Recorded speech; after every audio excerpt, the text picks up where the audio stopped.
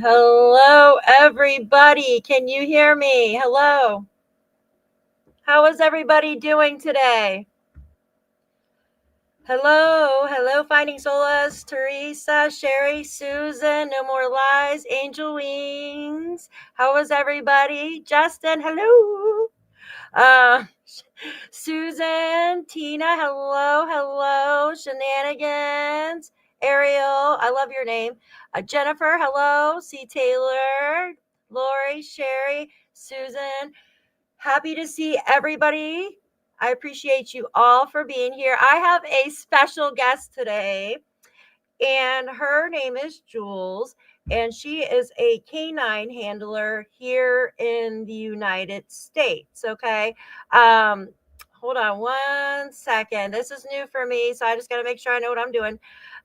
She is my special guest, and Jules has years of experience with her dogs, and she has worked on all types of cases here, and she's found many people. So I'm going to add her to the stage so you guys can meet her, and she can tell you a little bit about what she does. Okay, just one second.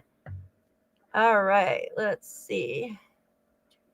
People, and we go. Hey, how are you? Hey, what's up? Can you hear me? I can hear you. Great. Can you hear Sweet. me? Yeah, I Yeah. guess we fixed the mic issue because I was talking backstage to myself. I'm like, I keep talking to myself, but it's not working. I'm like, this is so new for me. So I'm like, I just started doing lives like, oh my gosh, what, a week and a half ago? And Yeah. yeah, they've seen me like talk to myself and like forget what I'm doing. So, but everybody, this is Jules. She's a canine handler. She's amazing, my friend. Oh, Um, Justin's here too. Hi, Justin. Hi, C. yeah, Taylor. some of you might know who she is. Jules, do you want to tell them a little bit about yourself, what you do, and Sure. So I've been a canine handler since I was 17 years old when I first joined the military. Now I do canine handling not just for the Department of Defense. Federally, I do it privately too. So I have several canines. I actually have 8 total that live with me right now. The ninth one is my pet. He lives with my parents right now. He's 12. He just turned 12 actually. So oh, that's so he's still doing his thing. I do anything from narcotics detection work, explosives work. I do cadaver dog training, or forensic human remains detector dog, as it's called now. So all kinds of fields. And Ara's barking right now because I just talked yeah, about you can hear the it. pack in the background. She knew that like I was going to talk about her. So yeah, my specialty is and patrol canines. Actually, my patrol canine and I are recertifying this weekend. Actually, on Sunday, Gator and I we have our recert for our patrol certification. So and it's gonna be a trial, and I'm really nervous, but we got this. So You got this. Yeah, you guys got it. Definitely. Mhm. Well, does anybody have any questions yet for Jules? I got a lot of questions I got to ask her. So now Jules knows a little bit about the Jack and Lilly case. Um, she knows it's in Nova Scotia, and Jack is 4, Lilly is 6, and somehow they just went poof, like kind of like Mhm. Sebastian Rogers' case. The parents were dozing. You have the step grandmother who was also in her um, in in her RV. I always want to call it a trailer. It's an RV that she has in the backyard, and she says that she can hear everything in this RV. And she Mhm. heard the kids that morning, and but didn't hear anything else until like Daniel, the stepfather, came out, hollering for him. Yeah. But then she said she went back to bed because she thought maybe he was just hollering for him to like get back in the house because Jack might have been letting her chickens out, and she had already let the chickens out. So, there's a lot of inconsistencies in this story, but today I want to Mhm. focus on what different types of um, dogs there are to help with searches, like you said, narcotics.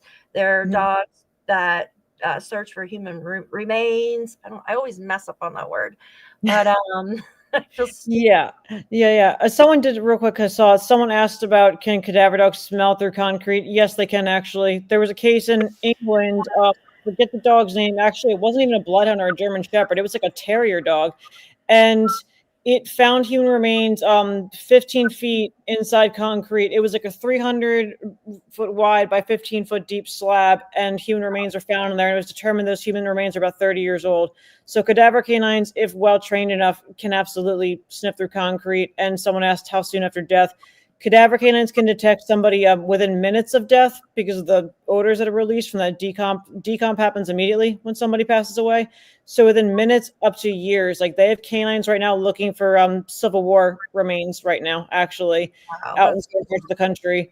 So that's and I just want to put forth, I'm not a search and rescue person. Search and rescue trains a bit differently than we do in the police field. Because that was a big thing with Sebastian. So I train differently than search and rescue, but a cadaver dog is still a cadaver dog. We just we certify differently and we train a bit differently.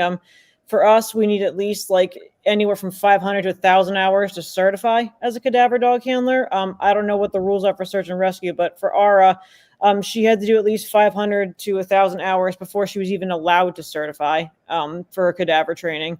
So, and they can detect anything down to the most famous case that I read about for a cadaver dog was in 1986. It was a flight attendant who went missing. It was called the wood chipper murder, if anyone's ever heard of this one. The husband was a suspect. One person in particular remembered seeing a truck driving somewhere in a raging snowstorm. And it turns out this husband did put his wife through the wood chipper. And the German Shepherd who found the woman, 3 ounces of evidence. And part of that evidence was a fingernail with silver nail polish on it. Wow. And it was one of the first cases where a cadaver dog solved a crime without a full body. Wow. But that's how amazing. Justin remembers it. So yeah. Wow. That's crazy. Yeah. And that's wow. That's amazing. So these dogs, it goes by the handler too, right? Mm-hmm. Like, yeah. And then of course, I don't know how many hours of training they need in Canada, but I'm sure it can't be too much difference between the United States, right? You wouldn't think. Yeah. I really like, that's the thing with like when I was reading up about how many like canine teams are out there in Canada. I don't know if it's just because of like regionally or like why there's so few teams out there. It was weird when I heard that. I was surprised cadaver dogs didn't go out there sooner, honestly. Yeah. Somebody was asking me about, is 5 months too late for a cadaver dog? No, it's not too late. Like I said, within minutes, or there's dogs looking for Civil War remains right now. In Vietnam, when they were looking to identify people, they were using those dogs out there. So they're just incredible. But someone said they started using HRD since 2018. That's really, really, really recent. And Justin's right, the handler is just important as the dog. We say, and I'm sure you know from working with Daphne even, everything travels down leash because your leash is basically like a line from you to your dog. So if you're feeling anxious or you're feeling nervous, it's going to go right down that leash to that dog, and the dog's going to pick up on the energy. So that's why it's a big thing working in human remains. You have to have the mindset of knowing what you're potentially going to find, because it's very emotional when you do find somebody or potentially find somebody. So that's a really big factor too. Yeah, like we were talking about the one, like I was telling Jules, well, I sent her some videos of Daniel and how Daniel was saying, I can't believe he didn't know anything about the case. But the thing is, it's good that they don't, because you don't want to go in there, like she just said, and the dog can feel if you have anxiety or if you're trying to, you know what I mean? We have hormones and the dogs can sense that. But, 100%. Yeah, and someone said, how's a cadaver dog act? Ara lays down. So if I have her out in a search, because I have some training videos of her, if she's out in a search and I tell her to go search, she'll usually walk up to her target. Some dogs do an active alert, which I don't like, which is they'll bark or they'll do something. And to me, that's kind of disruptive. Ara, all of my dogs will do this. They'll either lay down or they'll sit down. It's a very passive alert. So Ara will walk up on a spot and she'll sniff, and then she'll lay down for me. She won't lay up right on top of it because she knows not to do that. She'll usually be right off to the side of it or within that like small square area. There's that's where the target usually is. Okay. It's very interesting. Like certain, it just depends on what you want them to do. My dog would probably do a backflip or something. You know how crazy she is. She's so cute though. She's crazy. She's tired now. I walked her like over 2 miles today, so she's getting up there. She'll be 7 October 15th already. It's crazy how time just She's flies. so cute. I thought she was like 3 or 4 when I first saw her because I'm like, she's got such puppy energy. So I think she's she so was. cute. Well, no. Yeah, I know. She has so much puppy energy. It's crazy. She's still very high. Like, oh my gosh. She goes around 7:30. She turns into this baby where she's like, I'm not moving. Every Oh, it's crazy. so cute. I love her to death. Someone said, do you treat your dog as a pet when not working together? Well, I wouldn't say like a full-fledged pet, but I spoil them for sure. Because it's important to let the dog know you love them, and that you're proud of them, but also you want to keep that like professional, I guess, relationship is the word you want to say. Like, they don't sleep in bed with me. Well, Soot used to. My actual he was my Schutzhund. He was never a working dog. He was a pet slash a Schutzhund dog. So he was allowed to sleep in bed with me when he was still here because my house, I have too many floors. It's not good for his DM because he's got DM. Yeah, of course not. But yeah, he was in the bed with me. But they have their kennels and they go in and they're happy in there. So yeah, Yeah, it's safe for everyone them. knows R and Gator though. R and Gator are the two. Gator's very, very spoiled, and he knows it. He knows he's a good boy. He tries to get away with everything because he knows he's cute, and he's an old man, but he's not an old man. But yeah, you know it is with German Shepherds and Malinois. Once they have that look, they use it. Yeah, the big ears, like they're so adorable. I just love them to death. All right, Yes. I'm trying to look here through the here, let me put my glasses on. So I'm not, oh my gosh, what did I do with my glasses? I did see somebody ask how soon can a dog be trained on cadaver. The earliest case I heard of was a 9-week-old bloodhound named Radar. And I think he was in Tennessee or Kentucky. He started at 9 weeks old, and that's when he started like learning to run trails and things like that. So they can do that stuff for like they can start really. It's all genetically dependent on the dog. Because some dogs they might not be ready right then because they don't have like that. For Bellatrix, my Malinois puppy, who I'm going to certify in narcotics in the winter, she was too amped up. Like her nose is great, but she was way too excited and way too amped up to like calm down and focus on an odor. So like genetically she's great, but she had to chill just a little bit. She had to chill. So yeah, might not ever chill like this one in here. yeah. Someone asked silly question, but does decomp smell as bad? Can you see the comments on here, or is I can see him. Yeah, I can see him now. Yeah. Well, a deceased individual, obviously, yes, there is a horrible smell. So yeah, it is. But for me, by the time we find people, they've been gone for a while, so it's more so reliant on the canine, like Ara, to find them. But you have to remember, they have 200 to 300 million scent receptors compared to us humans, so they can smell things ridiculously well. Like someone asked about the water. Yeah, cadaver dogs can find people in water as long as they're trained for it. So cadaver dog can do concrete, water. They just have to be trained for it. That's all it really is. Like for our certification test, they they bury a cadaver in the field and they bury distractor odors. Like for us, they had like deer bones buried because there is a difference between human and animal.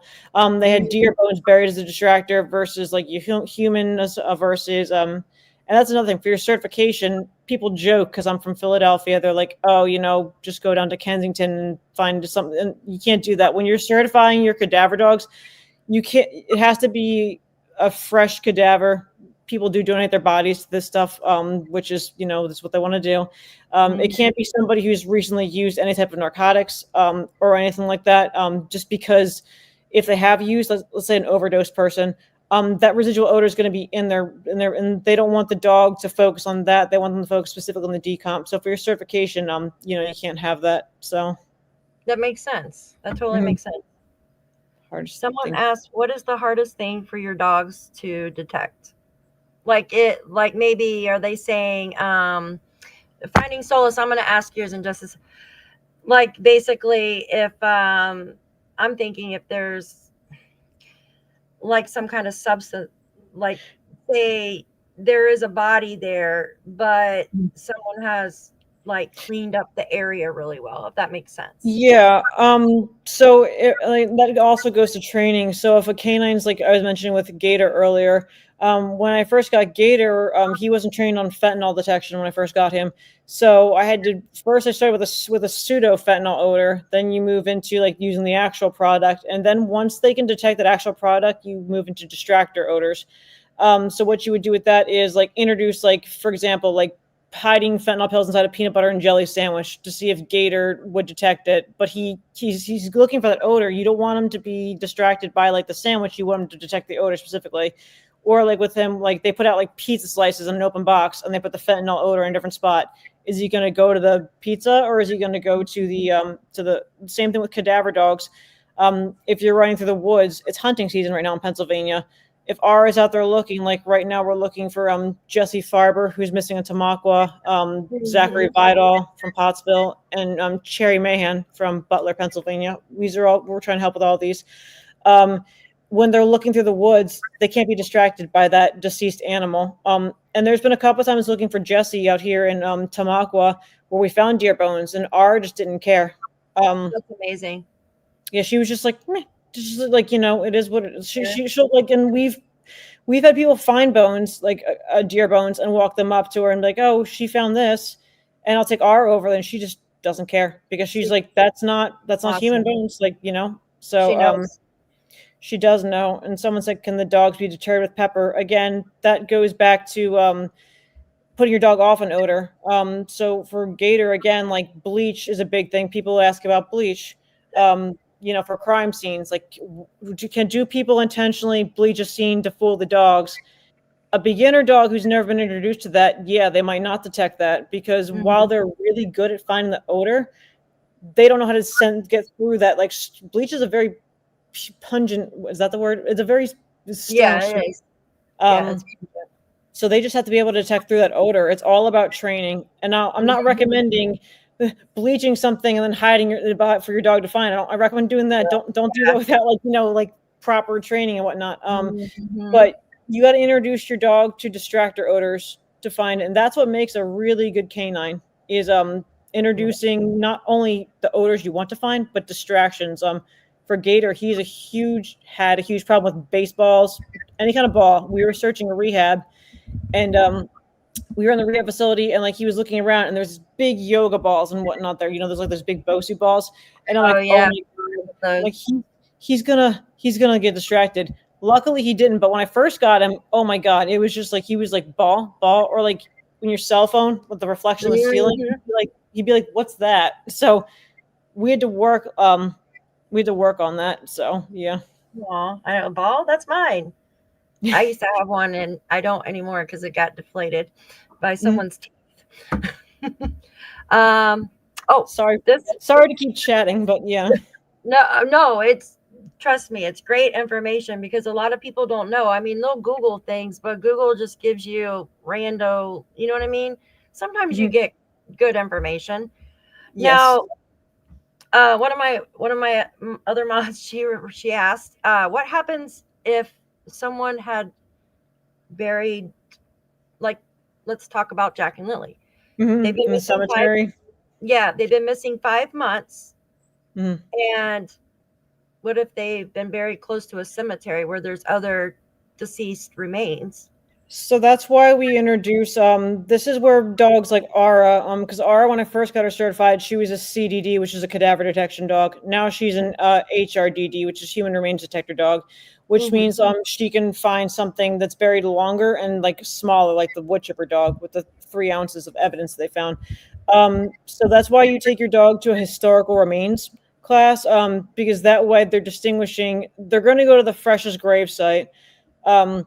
And if it's like a known grave, for example, let's say there was if they're in the cemetery, for example, and there's a recent burial, I mean, this is where the police would go to the cemetery. They probably already did this in this case and found out who was buried here recently, that type of deal. And if there's a fresh grave in the cemetery that's unmarked or that doesn't look like it belongs, then that's where they have probable cause. Because I think there was the case, I don't know if it was in Connecticut or New Hampshire, where they just found a young boy who was hidden away in a cemetery. So there's that, but buried in the cemetery, they're going to go to the freshest grave possible. was Jaden Spicer. Yeah. But Oh, I what don't, was I don't Jaden? Oh, okay. I thought that there was another one up north, but because I thought I know, remember seeing maybe. another one. Yeah, it was an older case too. It was like I think a 20-year-old case or something like that. Oh, wow. And but yeah, the person responsible foolishly moved the remains because they were getting scared because police were coming on, and Yeah. they buried in the cemetery, which I guess they thought, oh, no one's going to look here. Well, You would think. everywhere is cameras nowadays. Mhm. And like I said to you earlier, once people in an investigation, I saw somebody ask this. I think it's weird that a handler would get involved and talk to somebody as much as they did with Daniel in this case. Like, I think that's Yeah. I don't first I just really don't see that handler saying something confrontational like that to him. Like, to me, that's Yeah. very odd. But like the chief said, I wasn't there. I can't speak to it. I just think that's weird.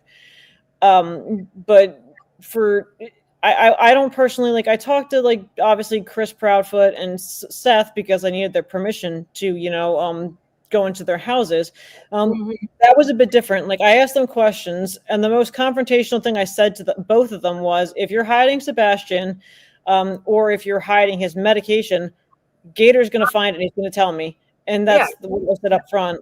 Beyond that, I didn't like say, like, well, I think you were weirdly here. Like, I would never do something like that. So that's why I thought Daniel was weird with that. Yeah. I just Yeah, I it was know. It was very odd. There, and Daniel also, what was one thing he said? He was saying, I just wish this case would be closed. I mean, I know it's a lot going on and stuff now, but what was the other thing that he said, guys? Gosh, and I wanted to I should have wrote it down. I'm such an airhead. I'll remember it in a little bit. But well, he mentions a lot of water references, and I'm not mm, saying that he did anything or Malay. I think all three of them there on the property are, yeah. you know what I mean.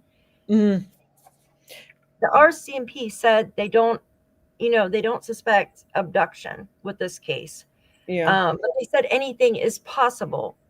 But why would they spend all that money and bring in human remains dogs? I have to say it slow. 5 months later, you know what I mean? Like, why Yeah. would they do that now? To me, that's very that I mean, so human remains, since there really is no time limit for a human remains dog. However, for a tracking and trailing canine or scent specific, there's absolutely a time frame. Because for example, like a tracking canine, or a trailing canine, like what Gator does. This is for, like, if, like, a fugitive, like, escapes from a prison, or if, like, a child runs away. The first thing you do is you shut down that crime scene or that prison immediately, because you want to get the dog in there to find the freshest track leading away from the area, which is what they should have done in Sebastian's case, and with Jack and Lilly too. Yeah. If they really did suspect that these kids ran away, they should have shut that scene down immediately, Oh gotten yeah. a trailing canine out there to find where the odor was going away from the house. Mhm. And, like, some people will say, well, what if they put them in the car? They would still track the cleanest scent leading away from the house. And then if they led to the driveway and the dog starts pacing in circles and whatnot, the first thing I would do as an investigator is say, was there a car here? Yes, there was a car here. Okay, well, now I have reason to believe that something could have happened where the person was put in a car. So it's all about that. So tracking and trailing canines, you 100% have to right away, Right because away. the Totally. oldest scent trail that I know of was they gave the article, and the dog tracked, was a bloodhound in California. It was a 13-day-old track. A bloodhound did this. That was the oldest one I heard of. And I saw someone said about cedar and pine affecting cadaver dogs. Again, that I can't speak on, but I would say that goes back to same thing, putting your dog off an odor and whatnot. You have to remember, just because we might get distracted by an odor doesn't mean the canine's going to, because you're putting thousands of hours into training these dogs to look for a specific odor. Mhm. But so I really wish that they had dogs first day and the scent was lost near the road. I didn't read that, but I believe that it could be true. Yeah, they Because had got a scent just to the road, um, but that's it. There was no yeah, scent from what I've heard. There was no scent when they found the blanket a mile away. There was no other scent. And then I've heard that a dog did lead to the boot prints, but mhm, there's been so many conflicting stories with this Yeah. case that on the Yeah. dispatch I have, I heard something about them going to the boot prints right after, but it didn't say the dog led. You know what I mean? It's just there's so many stories. Right. And I see Lori's comment, how do cadavers use their Mhm. nose to track the... So, wind, speed, distance, and direction's a big thing. That's why when I take any of my canines out, I have one of those wind indicators you buy from Cabela's, just so I can see which way the wind direction's blowing. And this goes to what the chief of police said, because I saw the interview you sent me where the reporter asked him, so because cadaver dogs didn't hit, does that mean that there still might be something there? And he said there could still be.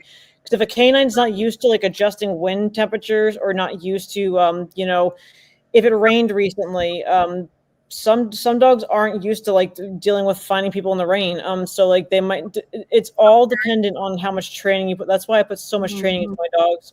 Like if it's snowing one day, I might take R out and be like, all right, we're gonna go run some like cadaver lanes right now. And then some people are just like, you're nuts. I'm like, yeah, but if I ever have to look for somebody in the snow, I want her to be able to still do it. Yeah. It's Yeah. hard. It's hard. It's a struggle. It's not fun watching them like not get it right away because you feel bad for them. But once they do get it, you're good. Then you just keep repeating repetitive. Mhm. So hi Ashkash. But yeah, I hope that answers the question about when it really, again, cadaver canines aren't looking for an individual person's scent. Cadaver canines are looking for that cadaverine, patisserine, those VOCs, the volatile organic compound, the decomp. They're looking for the decomposition. They're not looking for a specific person. So that's why, and I made this reference to you earlier. Someone asked me before, like, what if a body's buried somewhere and they move the body? Well, think of it this way. Let's say, like for Sherry Mahan's case right now, or for Jesse Farber's case, or even Zachary Vidal's case, let's say they're buried out there somewhere, and someone knows that R and I and another dog, Jack and Chrissy's the other handler helping me, have come through here. So let's say that they come through there, and they're like, oh, the dogs went through one area. Let's move the body because they're coming over here next. It doesn't matter. So like comparable to like you, and I hate getting scientific like this. Let's say you put popcorn in the microwave and you burn it. That odor is going to be there for a while. You take the bag out, you clean the microwave, your microwave's still going to smell like burnt popcorn, and you're a human. Now, for a canine, imagine remains being somewhere for, let's see, Zachary's been missing for a couple of years, Jess been missing for a couple of years, Cherry's been missing for 40 years. So if someone moves Cherry's remains, for example, who's been missing for 40 years, or even Jack and Lilly, 5 months is a long time for a canine when it comes to decomposition. I hate down this way. If they are buried somewhere, it's a target odor. That scent cone's going to that target odor. It's not a constantly moving odor. It's in one specific place. All it's doing is getting that the soil, everything absorbing that. And then it rains. So let's say the soil's absorbing, it rains. Now you've got the scent like spreading through the soil, which is what happened to a case in New Mexico when they were looking for Civil War soldiers. That's exactly what happened. The canine indicated about 10 feet away from where the actual remains were. And the reason for that was it'd been there for so long, and the rain and the shifting of the ground. Animals carrying remains, that's a big thing too. Animals can like dig up remains and carry them away. And I hate saying that. So there's that. And Sasha asked me, what do you use? You can use donated cadavers for training, but also there's these things called, actually, I'll show you real quick if I can. They're called odor prints. So, this is a TAD. It's a training aid device. So this is a cadaver. It says muscle and skin. So this is made by a company called Precision Explosives. They work with the crematorium. When they, do what they do with, cremating. Is that the word? Cremating someone. They have these. They capture the odor that's coming out of it, and they make these things up. So this is actually from like an actual like crematorium where they make these. And so yeah, you can see it says cadaver, muscle, and skin. So we use these devices too for the odor. And there's like a little tubey in here that has the odor captured inside of it. And every 3 months I have to replace this. But this is what we use when, not actually looking for actual people. So to train them. Yes. It's really cool. What's the name of the brand again? Precision Explosives. Okay. Oh, Yeah, that's they're cool. local. They're actually Todd, one of the owners, is an Army veteran. He was an EOD guy overseas in the Army, so did a lot of work. That's awesome that he Mhm. didn't start a business like this. Is Yeah, it's it cool. like, you know what I mean? Like to help Oh someone. yeah. Where did I go? I put the questions. Oh, I'm so stupid. Is there a different training for finding related remains in a building? I think it's all the same for finding in a building and outside, right? Like it wouldn't be different, right? So what I would say for that is there is like it's like a rubble training, or if you're thinking of like if a hurricane happens or an earthquake happens, a natural disaster, there is specific canine training. Or like September 11th, those canines that took out there for those cadaver training, Oh gosh, yeah. they have to learn to search through rubble, because like looking for someone while you're looking for the same odor, that decomp odor, it's a different environment. There's different distractions. So a cadaver canine does have to, deal with like the under the ground and concrete and water in like rubble. Rubble searches are actually very, very hard. Because to deal with environmentally wise, because if let's say for September 11th, if you think about how much that was shifting, and if there were people trapped, well, we know there were people trapped. Everything's moving around. That's why like you shut down scenes for these crews to go out there, because the more people out there moving the rubble around, the further down the people are going to get if they're deceased and buried under there. And it's just dangerous for dogs to be out there, because Ara for sure has no sense of her own safety, so she'll just go like close to the wall, like searching for stuff, and I have to be like, you got to relax a second. Um, so yeah, it's I think that's what she was asking about, building versus stuff. Yeah, that's a good example with the 9/11. Gosh, that's Yeah. I can't believe it's been so long since that happened. That was crazy. I was Yeah. posting your link here in the chat. So if you Oh, guys thank want to you. go subscribe to Jules' channel, yeah, she's great. Hi, everybody. Welcome in. I'm sorry if everything is moving so fast. So I'm like, ah. I did want to ask some questions. So I Sure. know you went over this a little bit. Mhm. So it's been 5 months, and I wish that they were able to get the human remains dogs in there sooner, Mhm. because I don't know, I just wish they were able to. And where am I going with this? So if what makes me think this is because if the handler did ask Daniel about the wood stove, maybe they found something in there. What if Yeah. they burnt a piece of clothing? I'm not talking about if they allegedly burnt clothing or something off of the body that was deceased or something. And maybe Mhm. that's why they brought it up. I don't allegedly, I'm just speculating Oh, here. yeah, allegedly it could have been, because you get like any like sometimes what people will do is, and this is just like the first thing people like to do after and this is just from my working scenes and whatnot.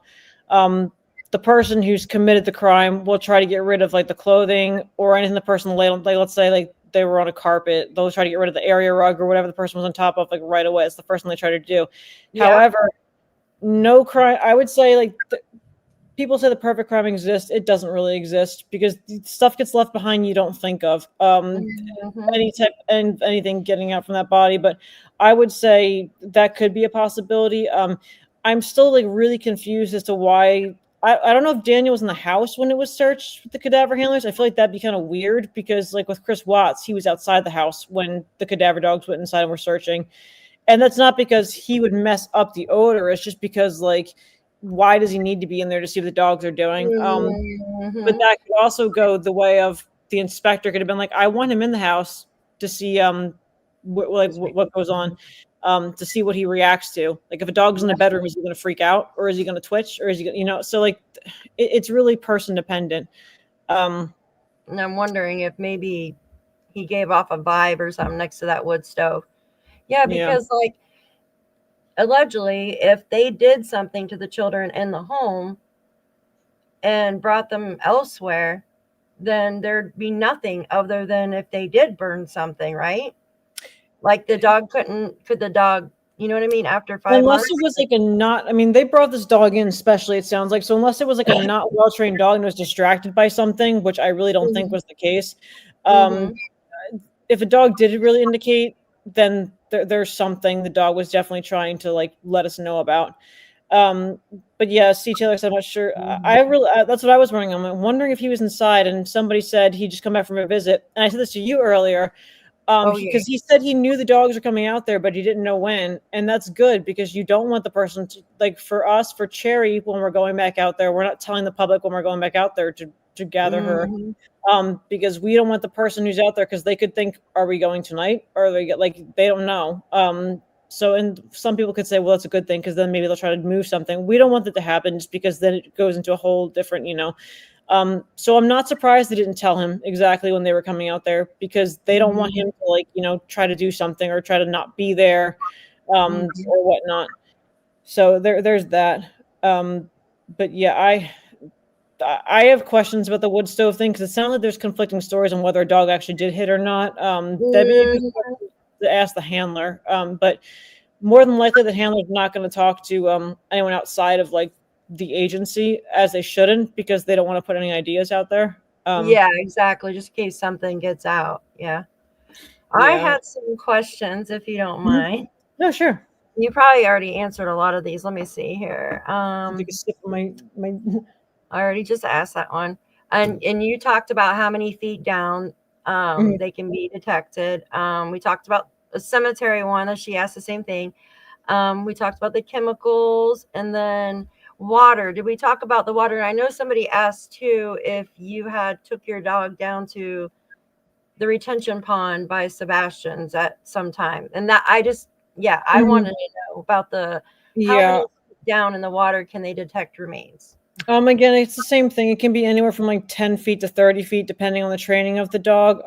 Some dogs could do more. I haven't heard of one, but it wouldn't surprise me. I mean, I don't know, but it wouldn't surprise me if there's more than that. That's why, again, cadaver dogs, like, there's so much you can add on to their training. Like, you take them out on the boats. It looks like we just had somebody in a young boy in Bloomsburg go missing. Aiden was his name, and I was out there with Gator actually for that, because this is like a day after he went missing. We were out there looking for him. Unfortunately, he was found deceased in the Schuylkill River, the Susquehanna River. I'm sorry, the Susquehanna River. Oh, Susquehanna, yeah. Yeah, he was found deceased in there. He was autistic. He was only 7 years old, autistic. Yeah, and Aiden was his first name. I think his last name was Ha, but I can't remember. But I went up there. I met the father in person, and I got the clothes from him, because again, this is within like this is like 30 hours, I want to say, of him going missing. So it was still enough time to like use a scent article to find him. Gator literally took me down the river, and then there was a bunch of other police already there. The state police were there and whatnot, and Gator led me right over that way, and he kept trying to cut across. But another canine team had found him. I was standing with the police sergeant when I heard them say, hey, we need to get a dive team up here. And what was horrible at that was my car was parked in front of Aiden's house. I walked back with one state police officer, and I had to give Aiden's father back his clothes, and I couldn't say anything because I couldn't say anything. Yeah. So it was just like, and he asked me, he's like, oh, are you leaving? And luckily the state police officer was there with me. He's just like, oh, she just wants to get this back to you. We're going to have a group meeting down by the river if you want to come down and join us. I was so thankful he was with me, because like I was just like, what? I don't want to, like, what do I do? Yeah. Sassy said, yes, Aiden, huh? Yeah, Sassy, I was there. I was literally standing next to the sergeant from that police department when we heard them say, we're going to need to get a dive team out here. And that's when I knew. I was like, well, the second I heard he was autistic and his house was along the river, I'm just like, I just have a feeling he went right for that. Yeah, right for water. Yeah. But yeah, go ahead. Sorry. Someone asked about the retention pond. Gator didn't track from the house to the retention pond, because by the time I was there, despite what people are saying, it was May. So it was way too late for like a track. Oh yeah, definitely. For Gator, it was more so like trying to find if he was being hidden somewhere, because then that's a sense specific. R was more so at my point in the time when I was down there, before I knew a lot more like I know now about stuff that was going on. But yeah, he didn't track from the house to the pond. I went to the pond and looked around, but neither of my dogs really. If Sebastian's scent was by that pond, it was gone by then because it'd been so long. So Yeah. Yeah, and the season's changing already. Oh, does that hit? So I know you said like snow. You want, you trained your dog, like you went out in the snow and stuff like that. Is there any like is I heard like the rain and the wind help the dog. yes, rain can help because the odors. Well, that's mostly for like especially for like tracking. The odors Yes. retained. Then some people think running through a river will throw a dog off. That's actually not true. It actually amplifies the scent, if anything. Wow. And so there is that. Wind directions. It's like I said, it's a bit hard to deal with. You got to get your dog used to like changing environments. That's why I'll take Ara or Gator out when it's like really windy, and like I'll put a target odor somewhere to get the scent picture. It's called a scent cone in the canine handler world. You want them to target in on that scent in the direction that it's coming from.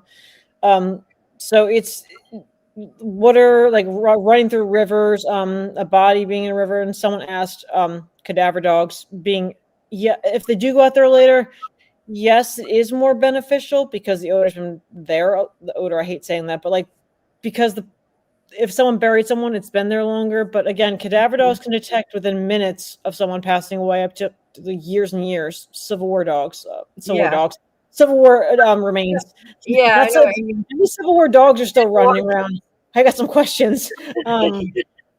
Yeah, that would be scary. Maybe around Halloween night or something. Yeah, right. Just like zombie dogs running around. Actually, this is Berks County. It wouldn't surprise me if that's happening out here. Someone lost their emu the other day, and someone posted about it on like their emu.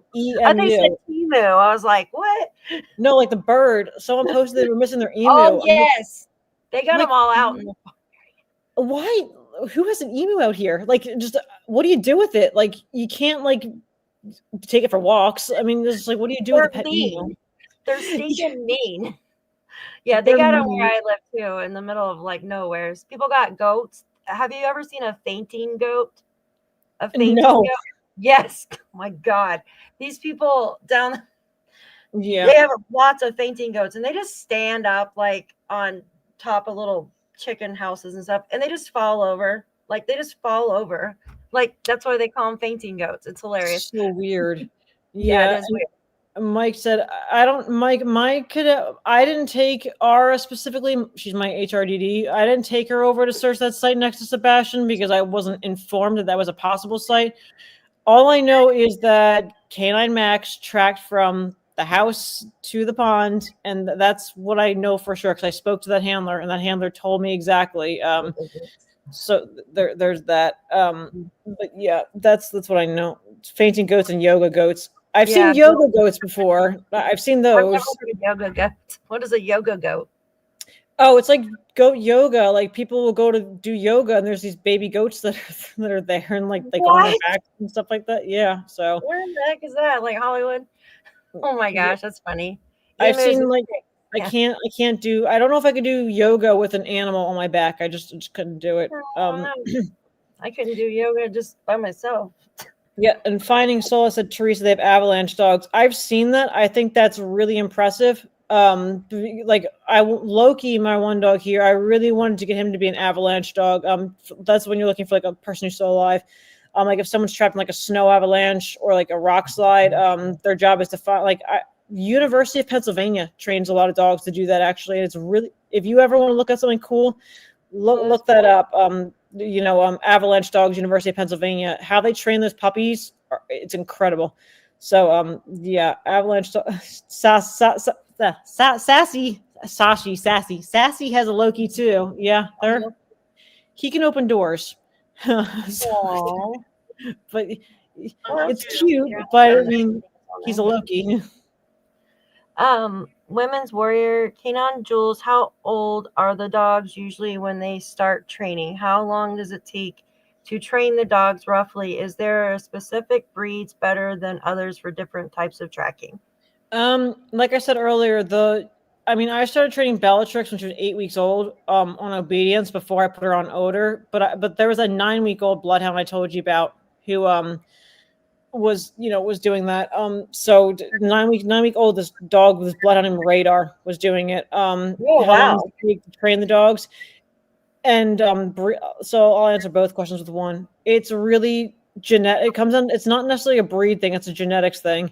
Like I've seen some Malinois do incredible work at like Schutzhund or patrol work, but I saw an American pit bull, not American pit bull, American bulldog do Schutzhund like IGP protection training.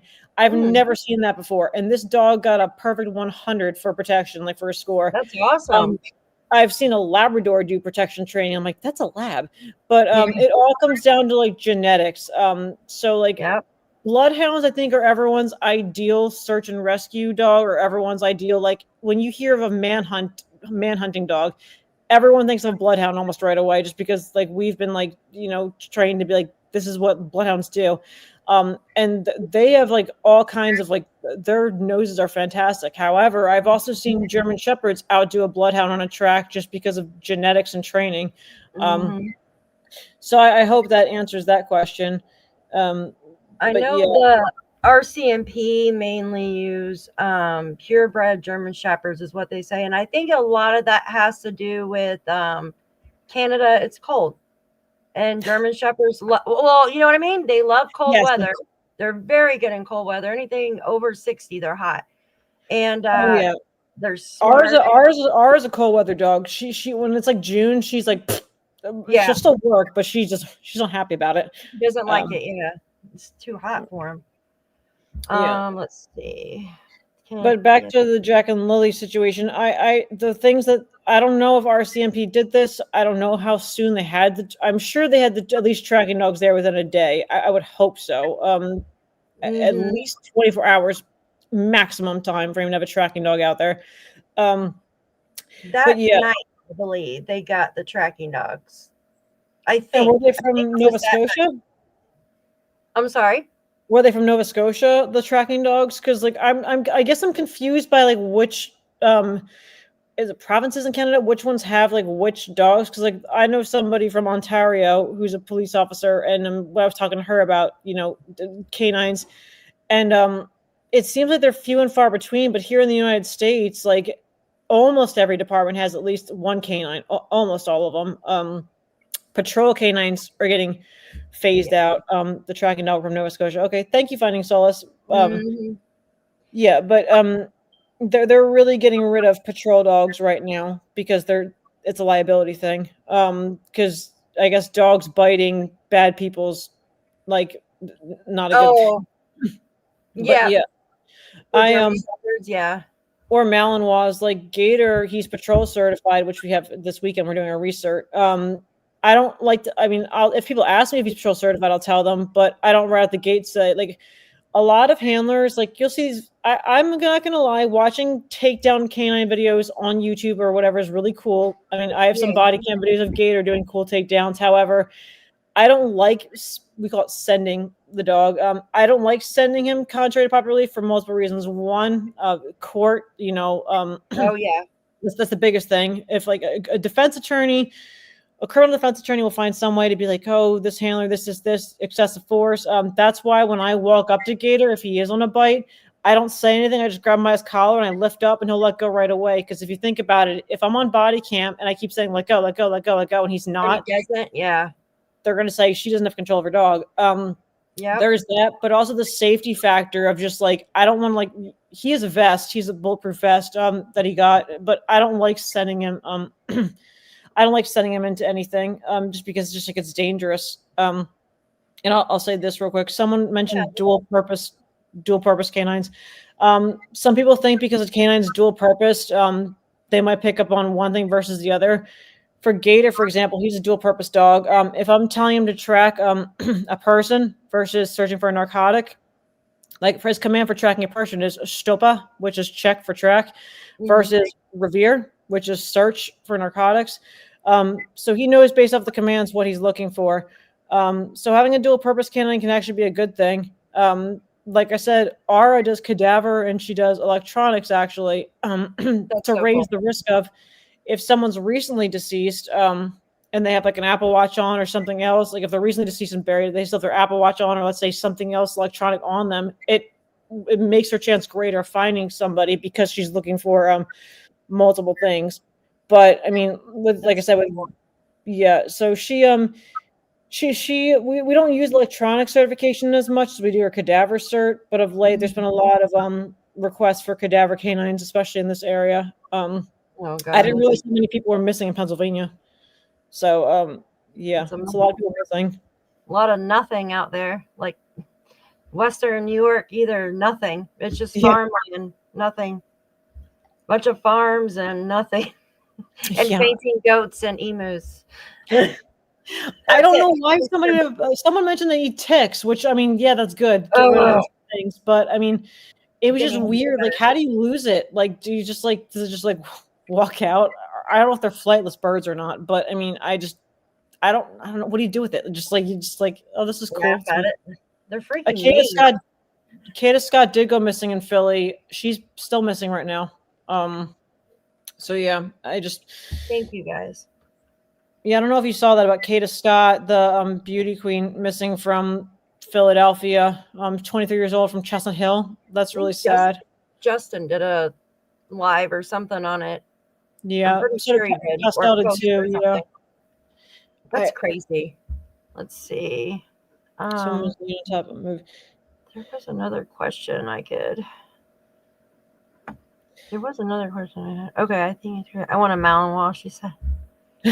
So with the toddler, I heard they're a quirky breed. They're very energetic. Thank you, Finding Solace. But yeah, someone said if someone laid a tarp and moved, yes, because again, if someone's laid on the tarp, that decomp odor, even if you don't think it, there's decomp odor particles falling onto that tarp within minutes of the person dying. So it's very possible. When we were searching for Jesse, there was a jacket that Ara found that was all ripped up. And Jesse, apparently, the rumor was he was chased by a bunch of coyotes. Ara found this jacket, and she was indicating on it. So we said something was deceased when this jacket was either worn by somebody or whatever it was. So there was that. But yeah, the rumor is he was being chased by coyotes. He apparently called his girlfriend saying, "Bring the guns. I'm being chased by coyotes. I'm in a tree." But I mean, there's speculation around whether he was being chased and he was scared or what. He's one I hope we find. His girlfriend, Rachel, they have 2 kids together. He's been missing since I think 2015. So it's just been I feel really, really sad for him and his family. Yeah. Yeah, coyotes are not cool. They're like little jerks. Like people think they're just these cute fluffy puppies. I'm like, they're not. They're not cute. No, they're mean. We get a bunch of them here where I live, and you can hear them out there cackling. That's another thing that reminds me. Daniel had said something like, they found a beaver and a coyote. And I'm thinking, what? That's crazy. And he said that the cadaver or the human remains dogs chased a cat. And I'm like, come on. I mean, every dog like is prone to error with prey drive, but I mean, was he out with the handlers when they were searching? That's what I would ask. It'd be like, why are you following the cadaver handlers around? And what I didn't like what he said was, he said they asked me where to search. And there's 2 reasons why, if that they really did ask that. There's 2 reasons, like the way to go about that. One, they could have asked just to see what his reaction was, or to see if he didn't mention any certain areas. I'm just curious to see what he says where we should search. Because he said, "Oh, I'm surprised I didn't have this all mapped out." Like he was very weird with the handlers. And like I told you, people get really weird when canines get involved. Because they either they know, like when the canine, you'd be surprised how many people's behaviors change when you hear a canine's coming on scene, or a canine's been there, or a private investigator's coming on scene. People start asking questions because they want to know what's going on in the investigation, or they get freaked out. So I don't like the fact that he was speaking so down to these handlers. He doesn't know if or why the handlers were asking him a question for a reason. I mean, these kids are missing. He should be like open to criticism, open to whatever they want to ask him. So I've never gone up to somebody and asked, where do you recommend we search? Usually when I get on scene, usually if if it's PSPU's helping or whatever, police department or our own agencies doing stuff. I just usually get something from my supervisor and I just put my dog to the ground and I just go. And that's what you usually do. Just let the dog go and do what it needs to do. Yeah. And MRPT asked about having 2 German Shepherds. If you want to try having 2 German Shepherds, Yeah. I mean, I was going to say something too about that. Yeah. They're very, very, very hyper, especially the working ones. Like I mean, there's different ones, different breeds of German Shepherd. You can get the show, which have the slanted back, or the one like mine, who's always like I'm ready to go. Yep. Tell me to do something. Yeah, I agree. Shenanigans. He was trying to discredit them. Yep. Yeah. Right, and Drippy said you can't manipulate a canine. No, you can't. Kids and canines see right through the BS, is what I like to say. You can't. This is why we say trust your dog in the field. If I've questioned Gator a couple of times, like we were searching a rehab once, and he kept indicating on a light switch, and I'm like, dude, what are you doing? And like I kept trying to get him off of it, and he would not get off this light switch, like a switch plate. And I told the orderly, whatever you call them at the rehabs, I said he's saying some of this light switch. There's a little screw. Somebody hid a bunch of Xanax pills in this little baggie and put it inside the light switch, thinking they could hide it in there. So ever since then, I'm like, you know what? I'm never going to not trust you again, because obviously I thought he was just like messing with me. I'm like, what is he doing? But they know. So they know. You can't manipulate a canine. That's absolutely right. So because they're not going to they're not going to lie. And some people like I'll talk about false alerts real fast with Jack and Lily's case. A false alert isn't necessarily a false alert. So if you have your canine searching, this goes back to residual odors. There's a difference between a residual odor being present, an actual odor, and then like a false alert. So there was a study done. It was in Tampa, Florida, I believe, where it was the narcotics dogs. They had and I don't like doing this. They had the handlers intentionally try to get their dog to see their dog by presenting them with like a blank odor, and the dog to sit for the blank odor. I don't like having a dog like alert on something that doesn't exist, because to me that's dumb. So they haven't done that since that study. But residual odor. So like I said with the popcorn thing, just because a dog hits on something doesn't mean that something wasn't there. This goes for cadaver dogs, narcotics, not so much explosives, because you're not really moving explosives around. But if you want, hey, maybe you are. If you've made it somewhere and you took it somewhere else. Firearms dogs.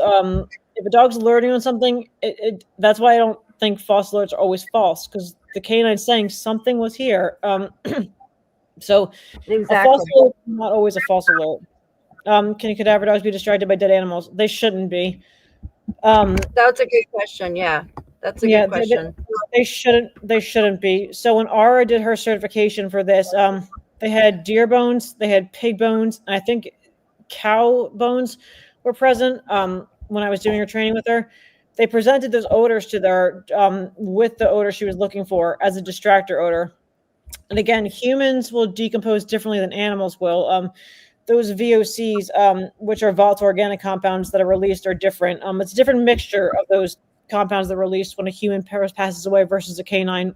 So they're looking for those specific VOCs consistent with humans when they're passing away.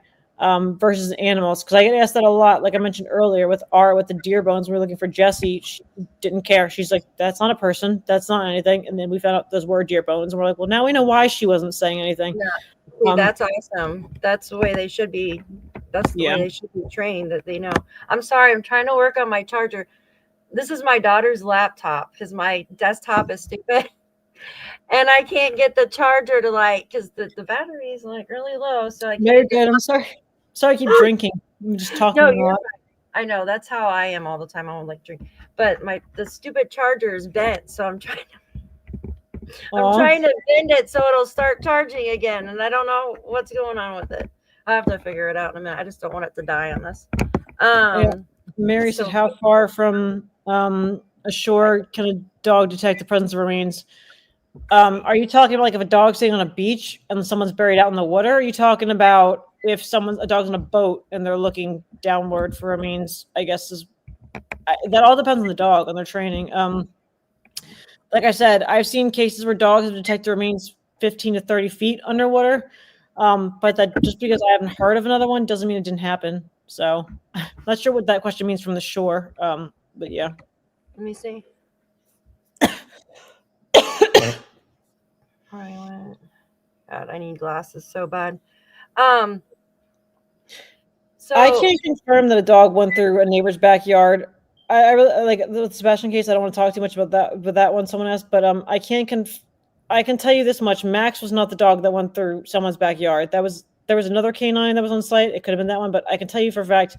I spoke to Max. I spoke to Sheriff Sonny before he passed away, and the TBI agent. They all, and Chris Profit all told me the exact same route that Max traveled. Max did not go through anybody's backyard. That's not true. That was a different German Shepherd if it happened. So I'm just going to say that. There's a lot of dogs in that one. Didn't you say there was like 9 or 10 dogs in that one? I can confirm there was definitely at least 7 that went there. But I'll go back to this. People say to me, "Why did it matter about bringing your dogs in?" Again, just like the chief of police said in Jack and Lilly's case, I was listening to. Not every dog's going to hit everything. One day, Gator can search the rehab, and then if my partner comes with me, Gator can miss something, but Freya can hit on something, and vice versa. Freya can miss something, but Gator can hit on something. It's all dependent on so many factors. So just because a dog doesn't initially hit on something doesn't mean something wasn't there. That's why with Sebastian's case, people said, well, you're not like a civilian police officer. Well, now I work for a federal department. But I mean, at the time, it's like, it doesn't matter. All the dogs are trained through the same agencies. We're certified the same way. It really doesn't matter if I don't have to be, TBI or, whatever, Sutter County Sheriff. I don't have to be, it doesn't matter. Some dogs are just, Gator, as much as I love to think he's like 100 out of 100 all the time, maybe he's not. So any dog can miss anything. That's why the chief of police said we can't rule out anything, because what if they do bring back another search team? So they could bring another search team, and then the dog could find something. So I know, and you work with your dogs all the time, and they're really well trained. So, and you just don't know like how the other handlers train their dogs and stuff too. And like you said, it could just be the dog just missed something. Yeah, and someone said just weather fluctuations make it hit more or less likely. Just me, I would go back to, like I said earlier, in the wood chipper dog case. There was a snowstorm right before that, and that German Shepherd still wound up finding that those 3 ounces of human flesh and the fingernail. It's all everything I'm going to say, and I'm sure everyone's tired of me saying this. It all goes back to your canine's training. What could affect a dog or what could not. So there's that. I've never trained. Mary, I can't talk about quicksand because I've never exposed my canine to quicksand. But that's something I'd be interested to learn about. What the heck is quicksand? I'm not quicksand effects on cadaver dogs. Are you talking about are you talking about actual quicksand? Or are you talking about when if it's sifting through the ground and the remains getting sunk down lower? Maybe if she just clarifies what she means to me, then maybe I can answer that question better. What is swamp gas? Somebody asked. Yeah, I'm newer to the cadaver dog scene, and I openly admit that, but I've learned a lot. People make fun of me for reading as much as I do. But I have to learn somehow. Narcotics, explosives, firearms, patrol, I could talk that all day. Cadaver dogs, tracking, trailing, I'm newer to, but I've learned a lot, and I've certified multiple times with ARA. So there's that. Quicksand in Nova Scotia. I've never seen quicksand either. I've seen a sinkhole in Florida, but I've never seen a quicksand before. Mary McLean, do you work in canine work? Because your photo kind of looks like you might work with search and rescue. She looks like she might. Thank you, Brandon. And I try to be honest. That's why I said I'm newer to it, but I've learned a lot about it, and I've worked dogs on scenes and whatnot. But yeah, Mary, that's why I recommend, if you do want to be a cadaver dog handler, take those historical remains classes so you can learn if your dog has to ever go to a site where there's rubble or like a cemetery. Your canine can differentiate. That's why Ara was a CDD, which is a cadaver detection dog. Now she's a forensic human remains detection dog, which is HRDD, which is kind of like an upgrade, I guess you could say. Why I did that is because we're working cases in Pennsylvania now, like Cherry, which is 40 years old. Her remains more than likely could be scattered in the small area because, after 40 years, animals, ground shifting and whatnot. Finding any type of small fragment is important to me. HRDD dogs can target on smaller remains. So, do you have a dog in your home that is just a pet and not a working one? Well, technically right now, yes. Bellatrix isn't certified just yet, but she will be come the winter time. So she's not technically a working canine yet, but she's almost there. She's just a certified. So, Mary, yeah, I recommend what I recommend is if you ever can get to there's a seminar actually in West Virginia coming up, with range tracking and trailing, and they talk about this stuff, about historical remains, water detection, everything like that. I would honestly look into that class. If I don't know where you live, but in West Virginia, I don't know if they're doing virtual classes, but definitely look into historic remains, rubble detection work. Anything like that. So that'd be cool. Janie was the one that seen the kids. Yeah, the last. Someone said, can dying from hyperthermia delay early detection? Will scent remain on the ground in freezing weather if the body is removed within an hour? Can dying of hypothermia delay early detection? Well, no, because if someone's dying, again, you have to remember those odors are getting released in minutes. So if someone's dying of hypothermia, within minutes, the person dying, I don't know if early detection is the word. Early detection would indicate, I guess you mean like in a timely manner. It's because it was like early detection. If someone's dying of hypothermia, dying is dying, that odor is still going to get released. So let's remain on the ground in freezing weather, the body removed within an hour. Yeah, because like I said, within minutes, especially an hour, that's plenty of time, regardless of weather conditions. Odor is odor, so it's gonna be dropped there. And Sasha, if Detective Carter asked me to come back, yes, I would, but I definitely wouldn't tell people when I'm coming back or where I'm going, especially not after this past time. So yeah. I would never ever say when you were going there. Those people are crazy. My mom just sent me a message to make sure she's okay. 1 second. Yeah, no, take your time. I'm probably going to have to cut the live in a minute anyways because I cannot get the laptop to charge. I'm like freaking out. It's on one bar. Sassy, you're really pretty, by the way. If that's you in your picture, you're very pretty. So just not like a. And Brandy and Indy, I love your puppy. So awesome. It looks like a beagle mix. Thank you, Sassy. My cat saved my family from carbon monoxide poisoning. Actually, yeah, of course. Actually, yeah. There's I just bought a book that I want to start reading. It's about dogs working in like it's not oil refineries, but it's like canines and like doing work in like industries with like piping and like carbon monoxide and all types of stuff like that. So I just bought that book about a week ago. I'm excited to start reading it, so I can learn more about that. But that's cool that your cat did that. Yeah, that is cool. Cat's like, I'm not dying today. But cats can do bed bugs. Not cats. Dogs can do bed bugs. They can do termites. There's actually a geese deterrent dog. So basically, if like my dad works for Exelon Pico, and before they used to have dogs come and chase the geese away from the property, which sounds silly, but propane leaks. Yes, thank you. Leaks, pipe leaks. That's what it is. Finding solace. So yeah, that's what the book's about. So once I read it, I'll be able to tell you guys more about that. But I bought that book specifically to learn more about it. So people can make fun of me all they want for reading, but this is how I learn. So that's how you learn. Yeah, exactly. I've never had carbon monoxide, so yeah, it knocks you out first. Carbon monoxide. So did the cat like drag the people outside if they were knocked out? But like,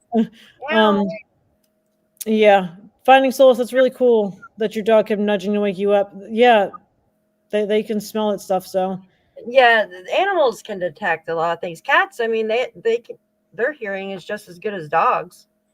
Buy 2 detectors. Yeah, I have a carbon monoxide detector on every floor of my house, like the basement, the regular floor, and I have a carbon monoxide detector on everything. So, yeah. Geese are a pain in the ass. Oh yeah, they're so mean. God, they're not nice. They they're really aren't. assholes. I have some that come into my pond when spring first starts. I can even let the dog out to go to the bathroom, and they start.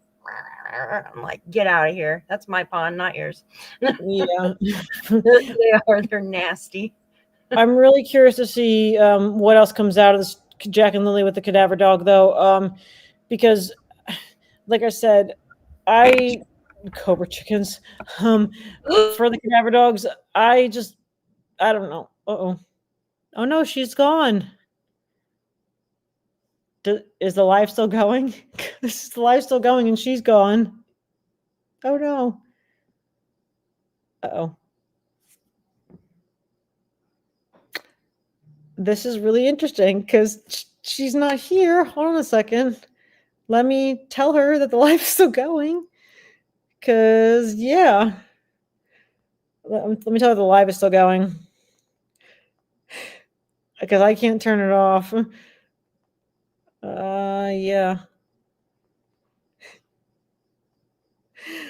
Does anyone who's a StreamYard expert know how I can, like, invite her on her phone or something? Oh, boy. She says I'm trying to get it to charge. Yeah. Hi, Half Moon. My sister's border collie woken her up every morning. Put a slipper on her pillow? That's kind of cute. Is Justin still here? Maybe he knows how to get her to come back. The dogs don't lie. That's how I feel. Yeah. My parents are actually on their way to my house right now, actually, because they need to help me with some stuff. So once they get here, I'll have to go. But I can talk until they get here. So, cadaver dog lady, you can call me Jules. What age do the dogs retire? There's no limit to when a dog needs to work to retire. So for a cadaver dog, so for Gator, for example, my Malinois Gator, he just turned 10, but he's still working. As long as a canine can still certify and still actually perform their job, then, they can still work. I saw a 12-year-old dog retire from the New Jersey State Police, actually, and then he passed away a couple months after that to cancer, unfortunately. So there was that. Can a dog be with air scent or ground scent? It really depends on the dog. So Gator, what he'll do is when he's searching, he'll put his nose to the ground, but every once in a while he'll pause and he'll lift his head up and he'll start doing this like thing with his mouth where he's doing this, circulate the odors. So there's Gator can do both, but I know some dogs who they can't. Oh, look, she's back. Yay, you're back. My stupid charger it's like not wanting to charge at all for some reason. My daughter bent the crap. It's probably about to die here in a minute again. Embarrassing lush. No, that's why I have to hold it. Mine doesn't hold it in place. And I gotta hold it so it charges right. And someone said you can have a training. Do you pay? I train my own dogs. So I have my own training products. Like I said, it's like I have these odors, and then I work with police departments a lot. I'm a federal canine handler. Federal law enforcement. So that's why I train my dogs a lot of the time. Yeah, you were going. I was like, I'm just gonna talk for a bit until yeah. I'm so sorry. Oh my gosh. I was like, oh my God, I can't believe I just dropped the stream. Yeah, I knew it was going to die, but I thought maybe if I was trying to hold it in place to charge. Oh my God, I got to get a new charger for this thing. No, my life is the too sassy. Said you were a bloat with your dogs. Actually, Soot, my German Shepherd, he had bloat when he was 8 years old, so 4 years ago.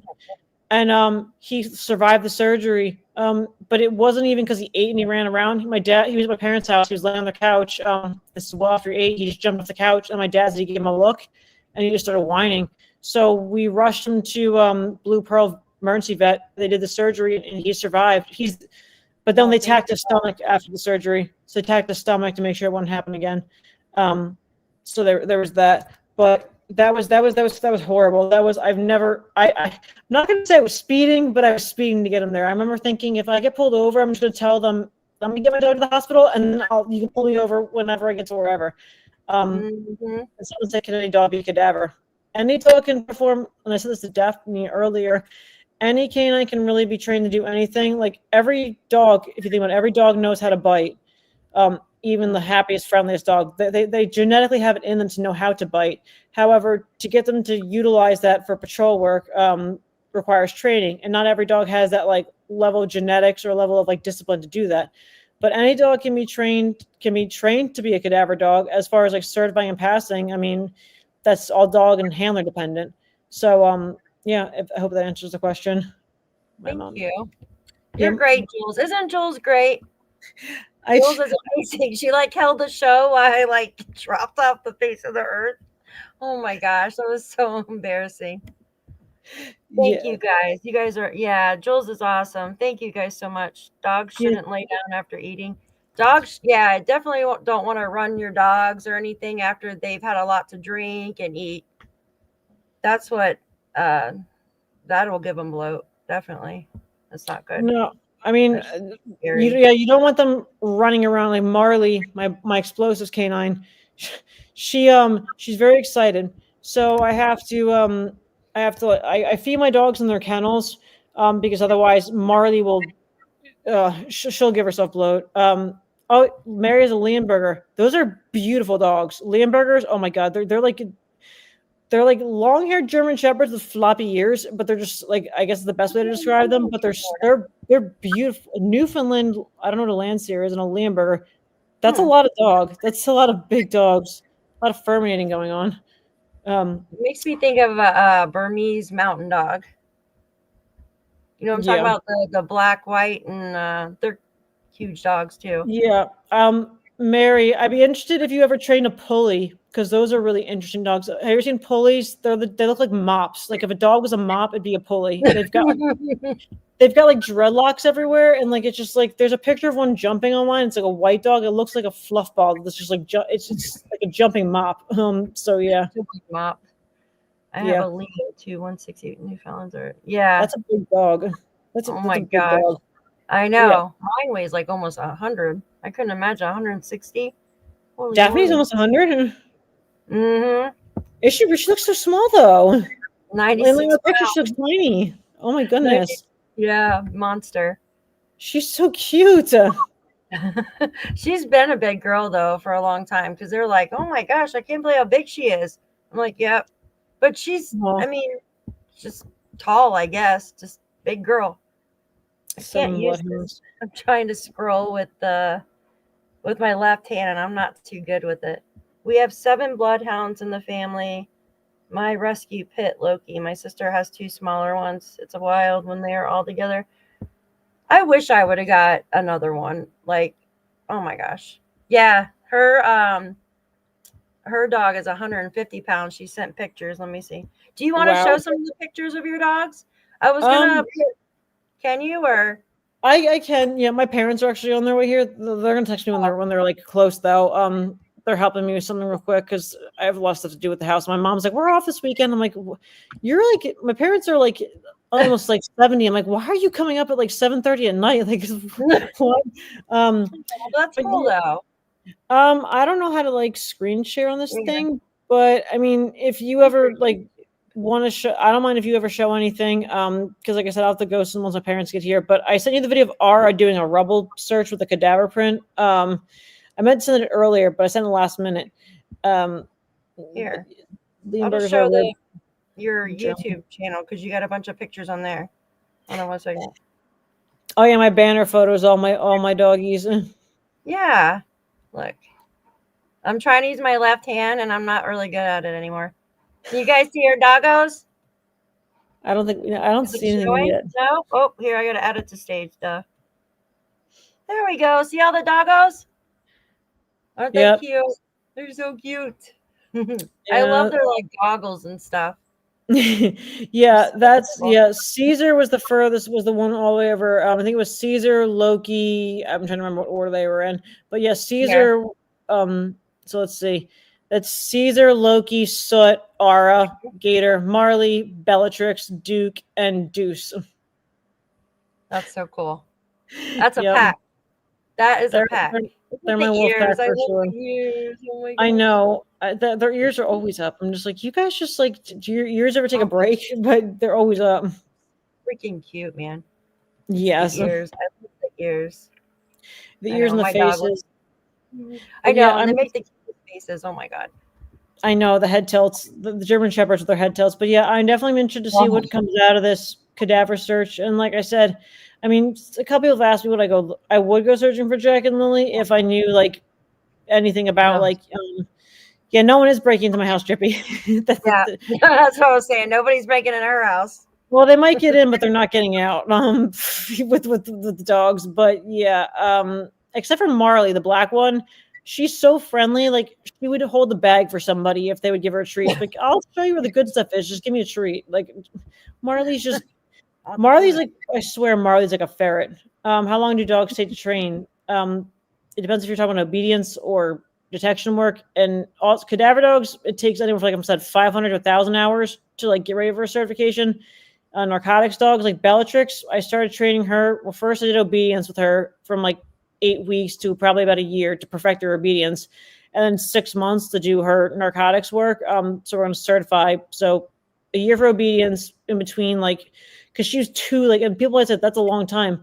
If you had a Malinois puppy, you'd understand why. If Mary's still here, she might understand Malinois puppies. How can dogs defend now without getting sick? You don't want them to get on it for too long. Gator, for Gator, I trained him on a pseudo odor to start, a pseudo fenter owner, and then like I put in like a container, like the one I showed you earlier, the odor, so like he couldn't actually get to it. But I mean, it's if you read about it, it's very rare that a canine will OD on, fentanyl. If they do, it's usually in powder form that's like openly exposed, or it's like a liquid form. But a lot of the stuff I've been seeing out here is pills, fentanyl pills. That's the form we see it in a lot out this way. So allegedly there was I carry Narcan at their house. There was a what? Oh, she cut out. Oh God, please don't die. That's what I get. I lost the stream for a minute. Yeah, the stream's cutting in and out. Oh my God, this is so embarrassing. My dog bit a bear once. Yeah, allegedly they had meth on the property. I don't know if you can hear me. Can you guys hear me okay? Yeah, you said, MEGH. What is going on? I just turned my printer No, but my parents just told me they're like coming in the street. But thank you for having me. I'll definitely come. Yes, you can Narcan a dog. I carry Narcan with me at all times.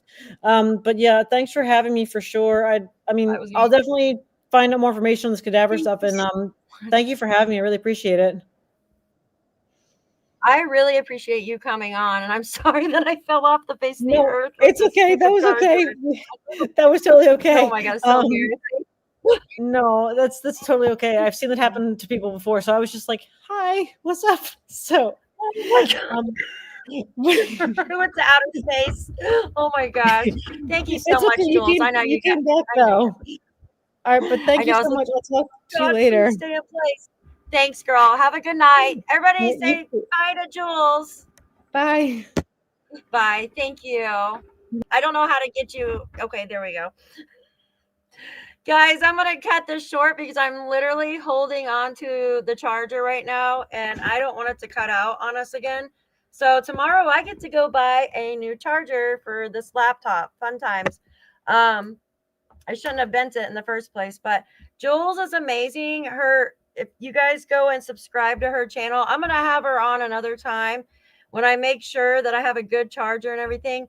I appreciate you guys joining the channel. I am building a Discord right now, so we could all chat and stuff on Discord and do games and all that crazy stuff. So I thought that would be quite cool. So I'm still working on that, but it's almost done. But I appreciate all you guys for coming in. I will pick up with a live tomorrow. I got some more stuff I want to go over. Got to make sure my laptop is charged though. So you guys have a wonderful night, and I really appreciate you. Thank you so much, and have a great night. Bye. Thank you, mods.